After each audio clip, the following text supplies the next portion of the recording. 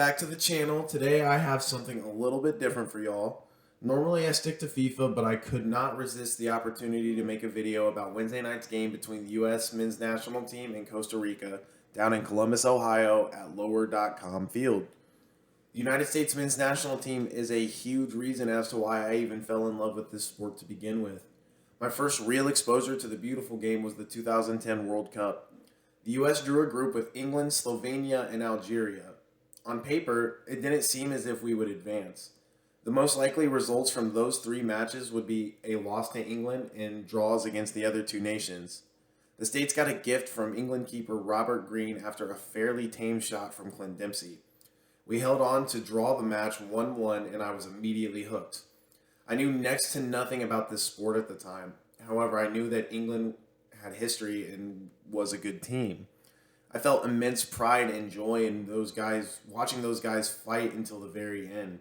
As we drew with Slovenia in the second round of the group stage, the pressure mounted as we had a real shot to make the knockout round. England was held goalless against Algeria in the second round, meaning that we were level on points with them, and all we had to do was win our third game against Algeria to put us through. Then, this happened. Guardiola, who plays it deep. Saife with a header. Howard gratefully claims it. Distribution, brilliant. Landon Donovan. There are things on here for the USA. Can they do it here? Cross, and Dempsey is denied again. But Donovan has scored. Oh, can you believe this? Go, go, USA! Certainly through. Oh, it's incredible. You could not write a script like this. Absolute scenes.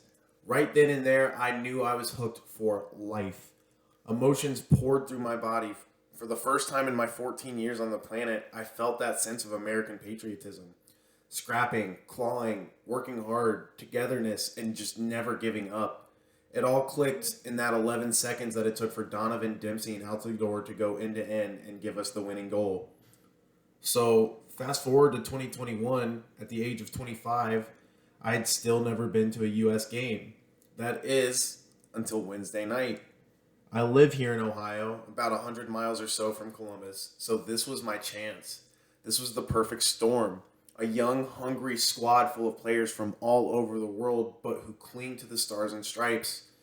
Guys that plays for clubs like Barcelona, Juve, Manchester City, Chelsea, and Dortmund, just to name a few. A brand new stadium and the unofficial home of the national team. So my father got us tickets as a birthday present to me, and we made the journey down to Columbus. We arrived mere minutes before kickoff, and as we got through security, we began to hear the opening notes of the national anthem. Everyone stopped in their tracks and just listened. Chills went down my spine as I sang along under my breath. We make our way into the stadium shortly after, and we find our seats, which were more or less useless. Every single person in the stadium stood and screamed their hearts out for the entire game. I was blown away by the new stadium. I'd been to a game at the old Mapfre Stadium to watch the Crew, but there was just absolutely no comparison. I almost felt like I had jumped on a plane and ended up in Europe. The game started on a little bit of a sour note, to say the least. Costa Rica scored within 2 minutes after a nervous headed clearance from Zach Steffen was gathered and sent back into the box for a volleyed attempt. Steffen could only watch as it rolled into the far side netting. So 1-0 Costa Rica. No problem. These young guys, and the average starting age here was 22 and some change for the starting squad that night. They took the adversity head on and controlled the game more or less from that point. They created chance after chance, but just lacked that finishing touch to level the match. That is until Serginho Dest of FC Barcelona rocketed a shot into the top left corner of the netting, finishing a move of 12 passes altogether front to back. Tied 1-1, and we are back in business. The first half was more of the same. We reach halftime, and the stadium is absolutely buzzing. The second half kicks off, and we continue to pile on the pressure.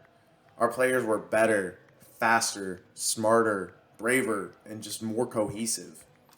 In the 66th minute, Serginho took control of a mishandled interception by a Costa Rican player, slid it through to Timothy Weah of Lille. Weah intuitively let the ball roll so he could shoot it near post first time as he beat the backup Costa Rican keeper. A little bit of luck, but sometimes you need luck in this game. 2-1. The stadium erupts as the team gathers in the far side corner of the stadium to celebrate with the fans. There were nervous moments towards the end of the match. Specifically, the number 10 for Costa Rica picked up a loose ball at midfield after a turnover and appeared to be one-on-one with Stefan, only for Chris Richards to track him down from behind, slide tackle, and win the ball back to preserve the lead. A set piece in the 86th minute again threatened us with a loose ball in the box, but a foul was called, and we survived yet again.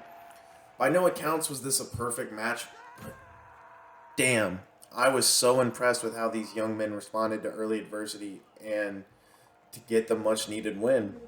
As the full-time whistle blew, the stadium erupted one last time. The inaugural national team game in Lower.com field had been won, and everybody went home happy, save for the few Costa Rica fans that were in attendance.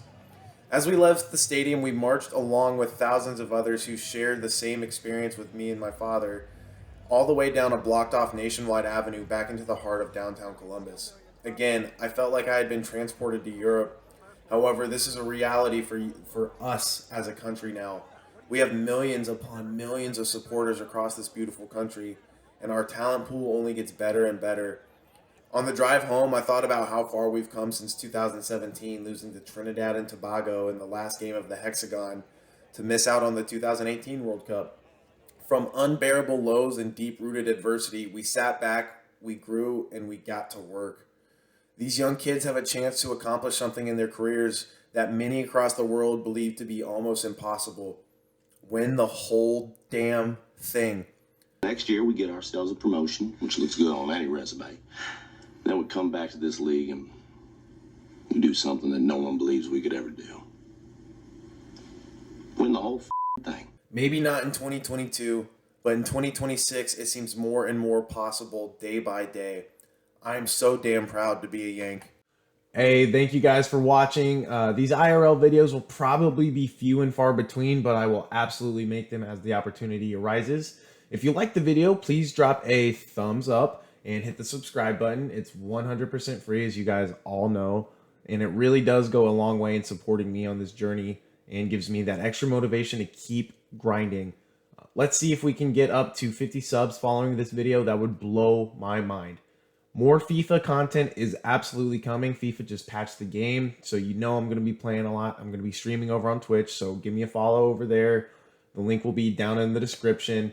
Also follow me on Twitter, Instagram, and TikTok for more content related to soccer, football, whatever you want to call it, and FIFA itself. Those links will also be down there. So thank you guys again for watching. I really appreciate it. And as always, peace and love.